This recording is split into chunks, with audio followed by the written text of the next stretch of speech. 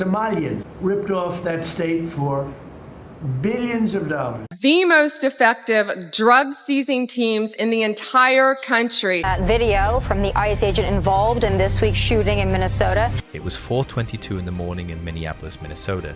Winter ice blanketed the entire city. The roadways sat deserted. Vehicles parked along the curbs lay frozen beneath layers of crystallized frost. For the 42,000 people living in the Cedar Riverside neighborhood, the structure at the street's end represented authority and guidance. This was State Senator Ahmed Nur's district headquarters, yet outside, the pre-dawn stillness was moments from shattering. An extended convoy of unmarked black government vehicles came to a halt.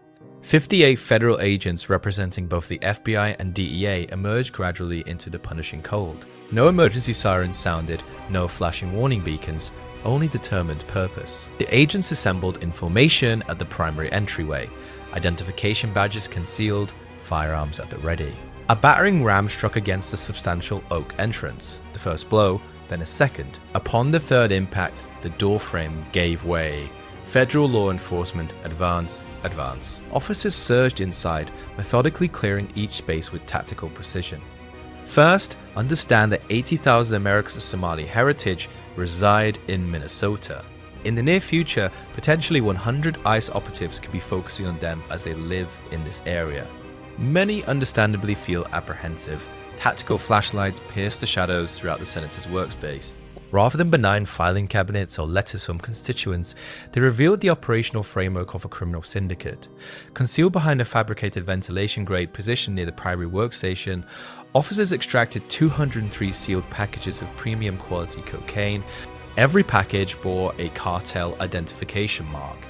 This represented not personal possession, this represented a dealer's supply chain. Within a firmly secured steel strongbox anchored to the ground, drilling specialists forced the mechanism open. They discovered $4.7 million in currency, organized methodically, bundled according to denomination and sequential numbering. The amount exceeded the total holdings in the neighborhood's banking facility vault. Yet the most troubling finding rested directly upon Ahmed Nur's polished wooden desk, a satellite communication device currently operational, illuminated with an incoming alert. The display showed coded directions connecting Minneapolis to monetary centers in Nairobi, Mogadishu, and Dubai. This constituted a comprehensive money laundering network functioning from within a United States Senator's workspace. This was no accident. This was a deliberate operation constructed by the individual his constituents placed their greatest faith in. If you think that elected officials apprehended for narcotics trafficking deserve identical consequences as street-level dealers, press the like button and write "No Somali" below.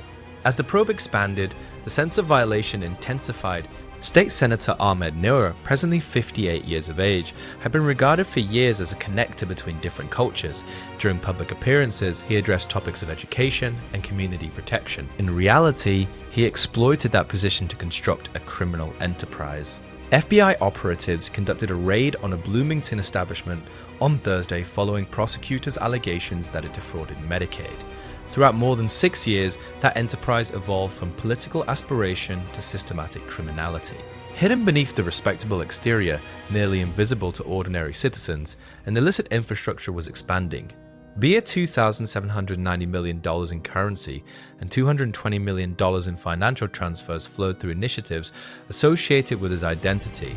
Investigators subsequently obtained footage from security recording systems. The material revealed Ahmed Nur conducting regular consultations with Yaha Osman, a 34-year-old individual connected explicitly to the Sinaloa criminal organization. Nur shielded him for extended periods. Their consultations remained discreet and brief, underground chambers leased storage facilities. Nur never remained beyond 20 minutes. He wasn't present to deliver public remarks. He was present to authorize the transportation of massive quantities of illegal substances into the nation. The state center utilized 5 distinct mobile phones, each assigned a unique identifier. These devices linked into various officials. Twin Cities administrators are bracing for a federal immigration enforcement initiative potentially beginning this week. CBS News reports that ICE will initiate an operation focusing on Somali individuals with outstanding deportation directives residing in Minnesota. Government representatives and judicial officers alike, some accepted financial compensation, some were convinced they were supporting national defense. One after another, they ceased questioning the arrangements. Yet as the complete danger started to surface, Nura was already making preparations. Among the findings was a delivery comprising 62 cargo containers marked as general provisions, yet packed with narcotics. Officers were astounded. This transcended street-level criminal activity. This represented organized operations executed with resources typically reserved for military engagements. An individual entrusted to protect his constituency had exploited that confidence to establish a concealed domain. The probe had expanded beyond what paperwork alone could contain. Strategic maps covered the operations center walls. Crimson indicators marked hazardous targets, each connecting trace directed toward a single destination, the underground level beneath an unremarkable community facility on Minneapolis's periphery. From the exterior, it appeared secluded, yet in truth, it functioned as an operational center where currency, armaments, and controlled substances circulated nightly. An action plan was formulated without delay. It received the designation Operation Northern Sweep. For the first occasion in contemporary history, the FBI, United States military personnel, and over 100 federal departments coordinated for a simultaneous strike, targeting 29 sites concurrently before sunrise without advance notification. Democratic leadership in Minnesota are denouncing the Trump administration regarding intelligence of planned immigration enforcement operations targeting Somali populations in the Twin Cities region. This follows President Trump's criticism of the demographic during a cabinet session. At 4:30 in the morning, 19 minutes prior to breaching the senator's headquarters, the operation commenced. Dark helicopters flew at minimal altitude across frozen landscapes. Unmanned aerial vehicles projected illumination beams onto the terrain. Numerous FBI armored transports advanced toward the industrial compound entrance gates. Upon impact with the initial barrier, the earth trembled. Metal fragments sparked. The barriers were displaced forcibly. Officers proceeded in successive formations. Demolition charges demolished auxiliary entrances. Stun devices transformed complete darkness into overwhelming white brilliance. We are monitoring the judicial proceedings for each government representative implicated in this corruption scandal. Select the subscribe button to ensure you receive the developments. Within the structure, the layout resembled a labyrinth. Scientific laboratories, inventory chambers, fortified bunkers. The atmosphere carried heavy chemical odors. Units progressed space by space. Weapons discharge reverberated through the obscurity. Armed security personnel initiated fire from positions behind accumulated containers. The armed confrontation proved short yet fierce. Upon conclusion, multiple suspects lay prostrate on the concrete flooring. Then the genuine revelation materialized. Beyond a reinforced steel barrier, secured through 3 independent locking mechanisms, officers located a complete manufacturing operation, stainless steel processing tanks. One day, following President Trump's escalation of tensions with America's Somali population, they provide nothing of value. I refuse to have them in our nation. Mechanical conveyor systems, storage racks containing chemical vessels. This was an operational narcotic production facility defended by a protection system resembling a military fortification. Adjacent to it, ammunition containers were positioned alongside protective body equipment. In a separate chamber, units uncovered a command headquarters, display screens, geographical charts, encoded communication radios, and mounted on the partition, a photograph displaying a police sergeant in dress uniform, positioned beside criminal organization leaders. The stronghold had been conquered, yet the enforcement action didn't conclude when the entryways were compromised. After the final individual was apprehended, the focus transitioned to the evidence processing area. Officers opened a substantial metal storage unit containing documentation labeled with innocuous titles: Community Advancement, Youth Engagement Programs. The terminology appeared harmless, yet the financial records revealed a contrasting narrative. Nearly each folder held receipts for substantial monetary amounts, authorized hastily, approved without scrutiny. Documentation existed for transfers of $83,000, $120,000, all processed within minutes, occasionally during nighttime hours. A specialized team of financial investigators cross-referenced banking records and municipal authorizations. Progressively, systematic patterns emerged. A city council member in a surrounding municipality had authorized 6 operational permits in merely 12 minutes. A police commander received compensation for security advisory services. The identical day a questionable transport vehicle traversed his jurisdiction. A medical facility invoiced $1.9 million for treatments that were never actually delivered.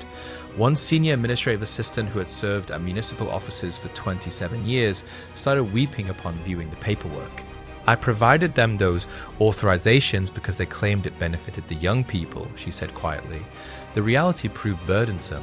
This wasn't corruption whispered in concealed locations. This was corruption executed through official documentation, approval stamps, and governmental authentication. A secondary chamber contained something distinctly different. Across extended work surfaces were geographical maps generated from orbital imagery. Marked positions indicated storage warehouses, underground spaces, and waterfront loading areas. Each site was interconnected by drawn connections. Based on media accounts, the operation may commence within the coming days.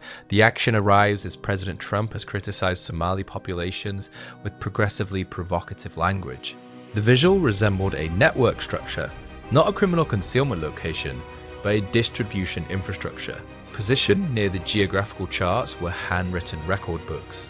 One journal documented recurring payments to a law enforcement officer, $41,200 consistently each month for nearly 24 months.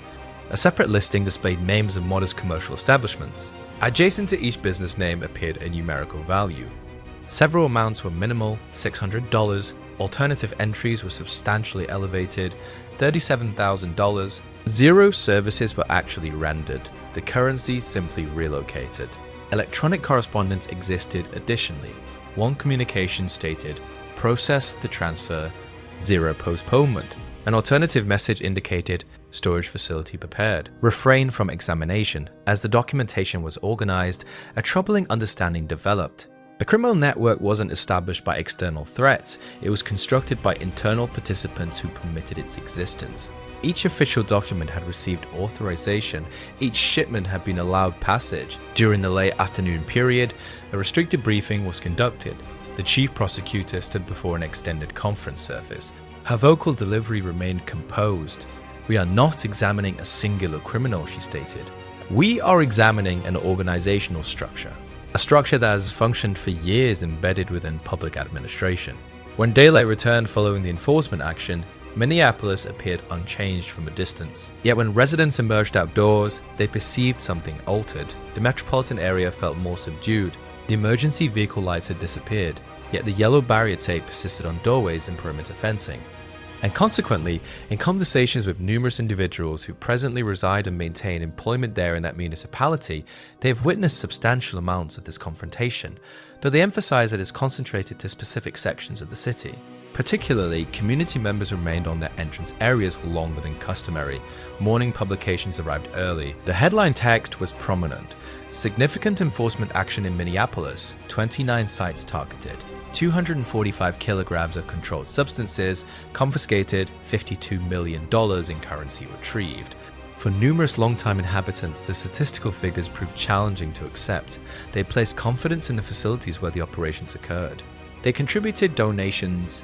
They offered volunteer service. Currently, the identities in the newspaper seem recognizable, and that intensified the emotional impact. A retired educator whispered to herself, "I previously attended gatherings in that facility."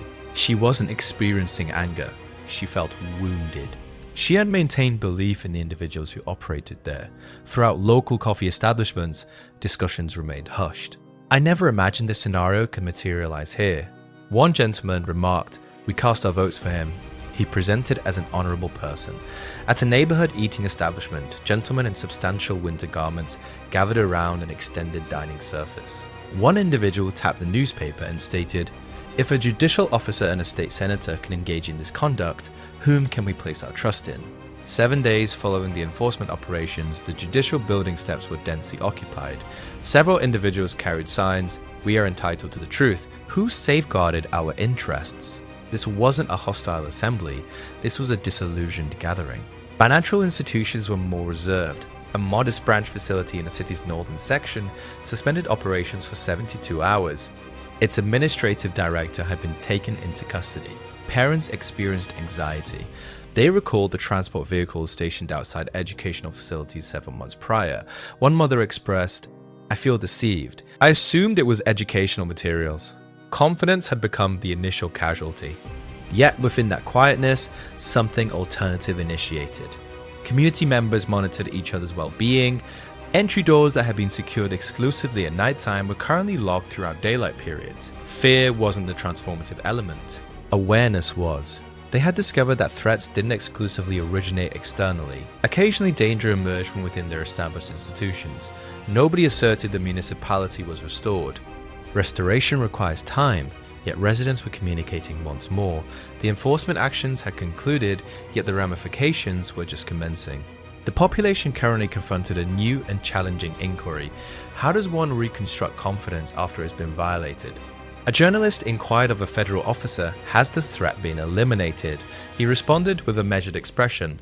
Negative, threats never vanish completely, yet neither does bravery. The conflict was not finished, yet the city was regaining its foundation. Maintain awareness.